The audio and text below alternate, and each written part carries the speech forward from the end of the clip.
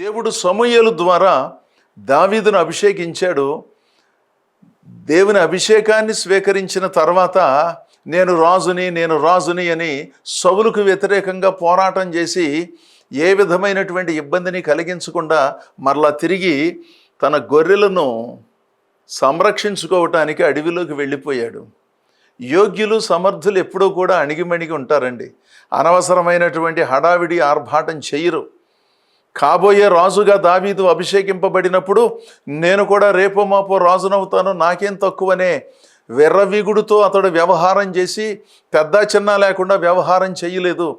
వెంటనే ఆ తైలాభిషేకమును స్వీకరించి సమూయేలు దగ్గర తండ్రి దగ్గర సెలవు పుచ్చుకొని మరలా తిరిగి అడవిలోకి వెళ్ళి ఆ గొర్రెలను కాచుకుంటూనే వచ్చాడు. యోగ్యులు ఎప్పుడూ కూడా చాలా సౌమ్యంగా ఉంటారని చెప్పాగా. అయోగ్యులు అసమర్థులు చెలరేగిపోతూ ఉంటారు. అలాంటి వాళ్ళ చుట్టూ తిరిగి సమయాన్ని వృధా చేసుకోమాకండి, సొమ్ములను వృధా చేసుకోమాకండి. దేవుని తలంపులను బోధించే వారిని, దేవుని మార్గములను బోధించే వారిని ఆశ్రయించండి.